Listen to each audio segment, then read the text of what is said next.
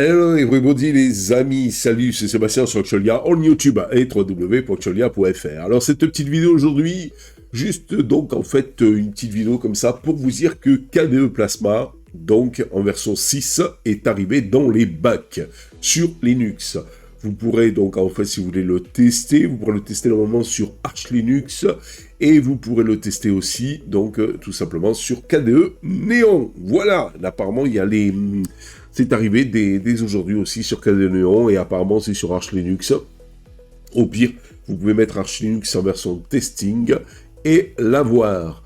Bon, alors, on va aller directement et bien sûr, voilà, le site de chez Monsieur KDE. Voilà, KDE Mega Release 6, la prochaine méga version de KDE est là. Voilà ce que ça donne avec le fond d'écran et tout, etc. La communauté KDE donc présente fièrement Plasma 6, Framework 6 et Gear 2402. Alors bien sûr, vous savez qu'il y a deux DE historiques dès le départ de Linux. DE, vous voyez par là, environnement de bureau. Vous avez KDE qui est sorti en premier et un an après GNOME. Voilà, tout simplement. Alors, qu'est-ce qu'il y a donc en fait dans ce fameux KDE Plasma 6 ? Donc vous avez une pile technologique qui a subi deux mises à niveau majeures, une transition vers la dernière version du framework d'application, Qt, et une migration vers la plateforme graphique Linux moderne Wayland. Donc, et ils disent que nous avons fait de notre mieux pour garantir que ces modifications soient aussi fluides et invisibles que possible pour les utilisateurs. Ainsi, lorsque vous installerez cette mise à jour, vous verrez le même environnement de bureau familier que vous connaissez et que vous aimez.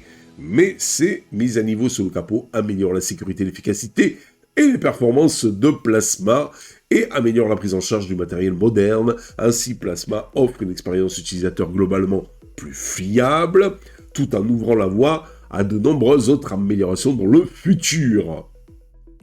Alors, des nouveaux effets d'aperçu. Voilà, alors, vous avez ici, voilà ce que ça veut. Nous avons combiné les effets d'aperçu et grille du bureau en un seul et amélioré considérablement les gestes du pavé tactile. Enfin, Plasma se met plus ou moins donc aux fonctionnalités gestuelles et tout, qui étaient jusqu'à présent plus ou moins plutôt orientées sur GNOME. Enfin, pour GNOME.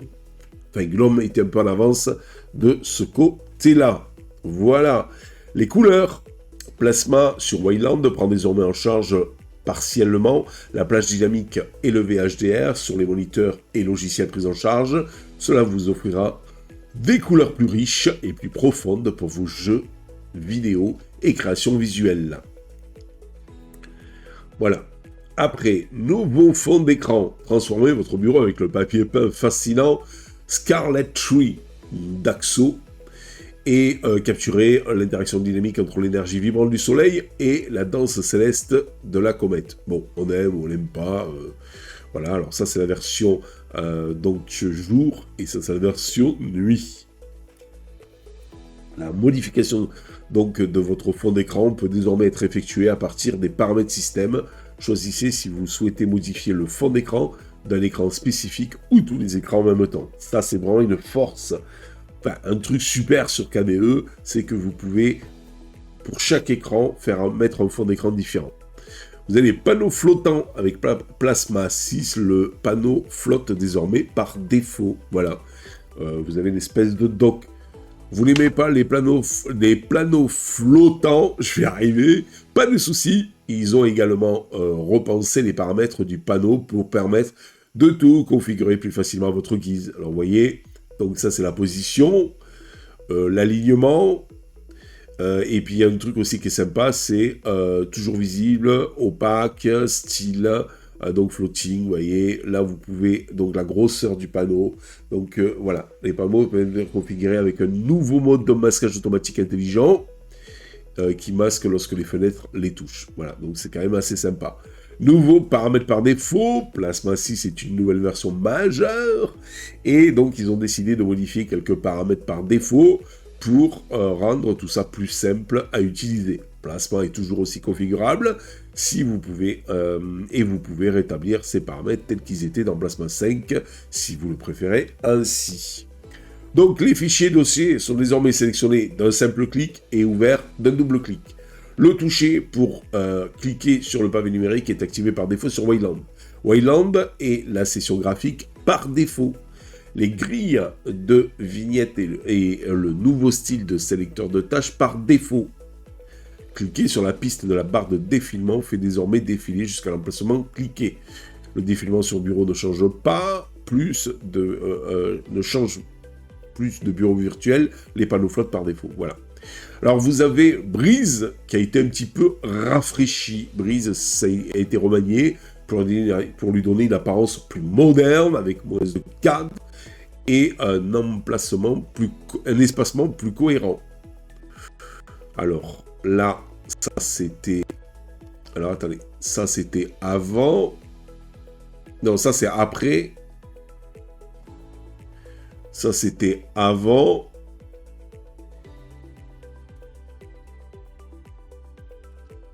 Et ça c'est après. En fait, ouais.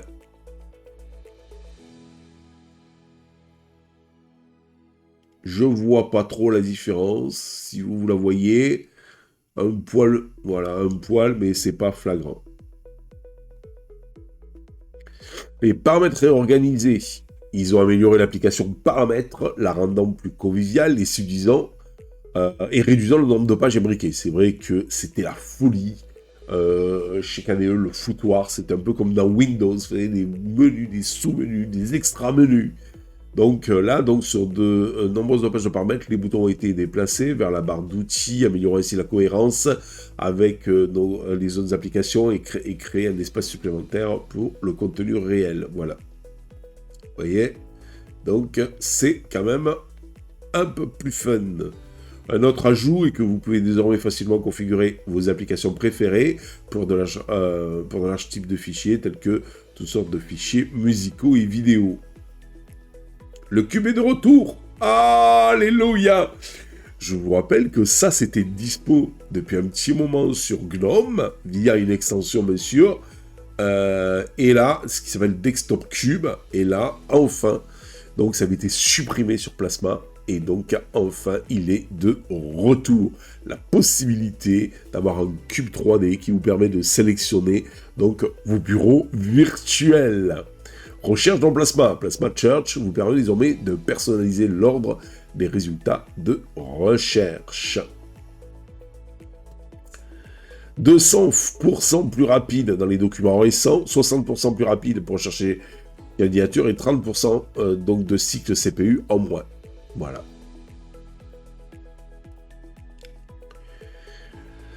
Voilà, mobile Plasma maintenant. Ben oui, vous savez que Plasma est aussi sur mobile. La version mobile de Plasma subit donc plusieurs améliorations. L'écran d'accueil par défaut mis à jour permet aux utilisateurs d'organiser leurs applications préférées dans une grille et de les regrouper. Ils ont ajouté aussi un écran de bienvenue lors du premier lancement. Cela permettra de guider dans la configuration de vos paramètres Wi-Fi, fuseau horaire, mise à l'échelle de l'appareil et connexion mobile. Les applications KDE Gear 24.02 apportent de nombreuses applications à Qt6, en plus des changements apportés à Breeze. De nombreuses applications ont adapté une apparence plus sans cadre pour leur interface. Ça, je sais pas ce que ça veut dire sans cadre, mais si c'est pour faire un truc tout flat, ben, sans moi. Alors, la suite Contact a reçu de nombreuses améliorations liées à la sécurité et à la confidentialité. La visionneuse de courrier électronique Kamei supprime les publicités et le code de suivi de vos courriers électroniques à l'aide d'un bloqueur de publicité plus puissant, écrit en Rust. Pas mal. Le compositeur d'email affiche désormais directement la validité et le niveau de confiance des clés OpenPGP de vos destinataires et vous avertit lors de leur clé est presque ou actuellement expirée. Vous avez K-Organizer qui vous permet désormais d'envoyer des invitations par courrier électronique crypté et signé, ce qui est important si votre travail nécessite la confidentialité. J'ai jamais, je vais pas être méchant, mais j'ai jamais adhéré à Kamei. Voilà, après les goûts, les couleurs, tout sur KDE. Alors moi j'aime bien Gear, comme vous pouvez le voir ici. Jari, pas Gear, Jari. sur GNOME, et je préfère Thunderbird de chez Mozilla sur KDE. Voilà. Mais bon, les goûts, les couleurs, c'est pas grave. Voilà, éventuellement, évolution. En plus d'une variété de services en ligne, Kamei prend désormais en charge quelques fonctionnalités d'IA hors ligne et open source. Les traductions peuvent être configurées pour utiliser le modèle de traduction, est également utilisé aussi par Firefox. Ok. Itinéraire, c'est donc la carte et l'assistant de voyage de KDE. Ils ont amélioré la convivialité de l'itinéraire sur les téléphones en rendant disponibles des actions courantes dans la barre de navigation intérieure, ce qui facilite le passage à vos passes et à vos voyages en cours.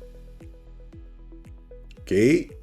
Éducation, plusieurs applications KDE Éducation ont été mises à jour vers Qt 6.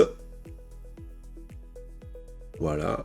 Kdenlive, Live, l'adepte, donc le logiciel de montage vidéo, personnellement, dont je suis pas fan, j'étais fan un petit peu au départ, parce que je trouve que c'est une usine à gaz, mais enfin, Kdenlive, je sais qu'il y en a beaucoup qui l'utilisent, autant ceux qui sont sur KDE Plasma, que ce soit 5 ou 6, autant ceux qui sont sur GNOME.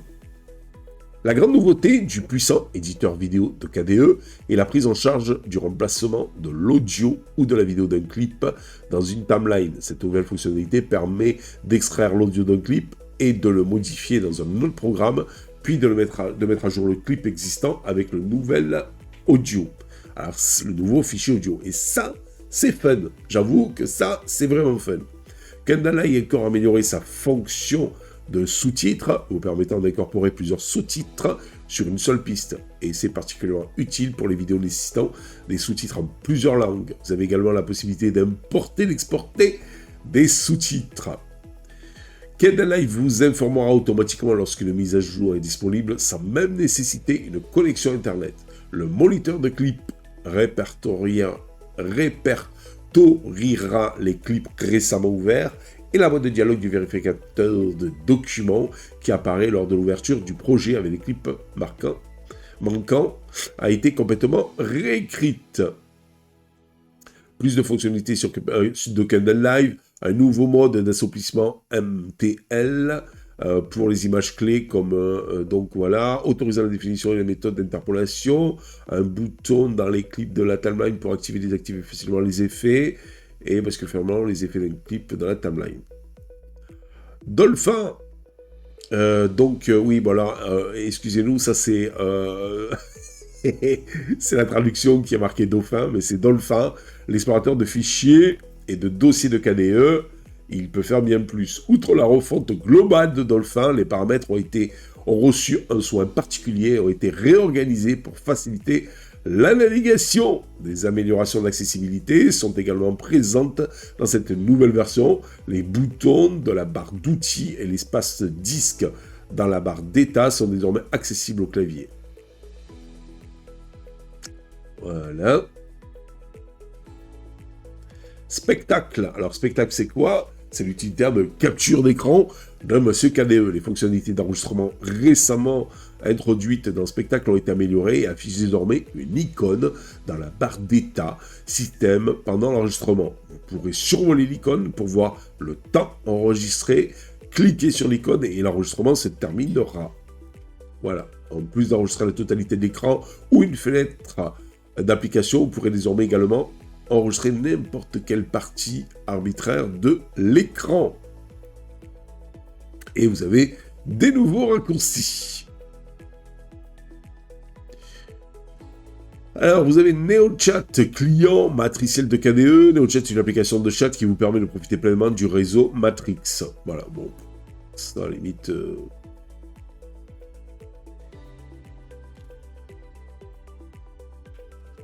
PlasmaTube est un client YouTube utilisant Undivious.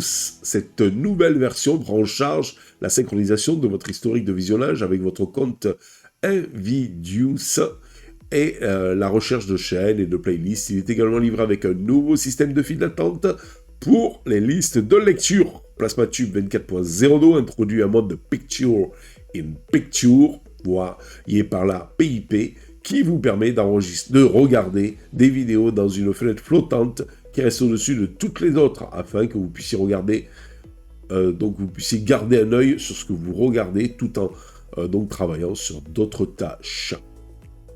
Il y a aussi la prise en charge, limitée pour les vidéos de Peertube et Pipid. Je connais pas je sais pas ce que c'est ça.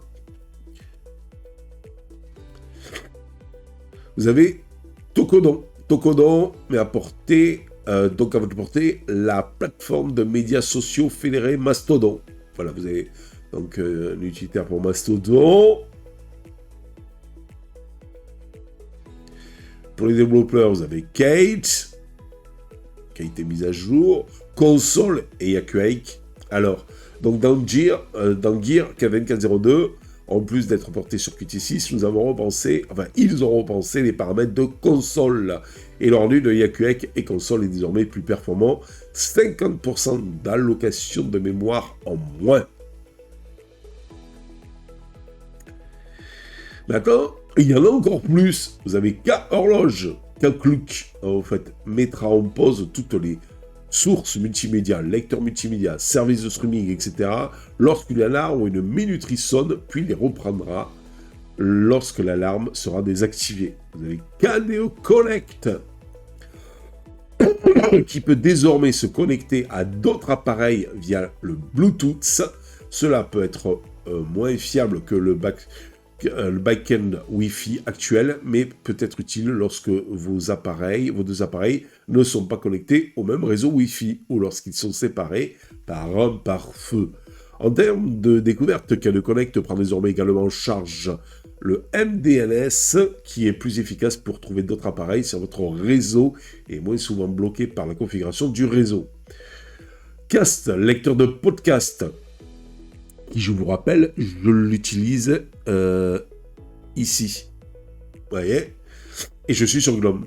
La récupération de nouvelles mises à jour de flux est désormais considérablement plus rapide en n'analysant pas les flux RSS s'ils n'ont pas changé. Elisa, c'est un player de musique. Le point de départ de la vue des fichiers peuvent désormais être configurés sur notre répertoire ou disque de stockage. Diverses boîtes de dialogue et métadonnées ont été améliorées sur le mobile. Voilà. Bon, c'est pas mal. Alors, cette œuvre n'a pas été possible sans les innombrables heures passées par les contributeurs du monde entier. Bon, voilà, après, bon, voilà. Voilà une photo, donc, en fait, de la grosse team KDE. Vous voyez, il y a des hommes, il y a des femmes, il y a des jeunes, il y a des moins jeunes, et c'est fun. Voilà. Voilà un petit peu donc les nouveautés de ce KDE 6. Alors, apparemment, on peut pouvoir le tester directement avec KDE Neon et Arch Linux. Alors, excusez-moi, j'avais une petite... voilà.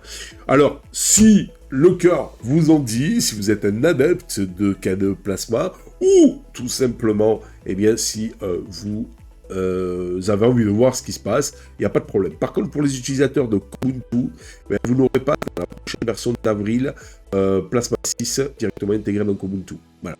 Par contre, pour les adeptes comme moi de Fedora, vous aurez dans la prochaine version de Fedora, KDE, mais apparemment qu'en version Wayland. C'est tout. Voilà.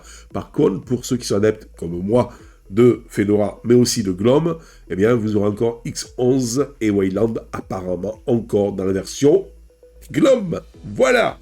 Allez, sur ce, je vous dis ciao pour les prochaines vidéos. N'oubliez pas le petit pouce en l'air et de vous abonner. Ça nous permet de nous encourager et de nous soutenir dans cette belle aventure multimédia. Ciao.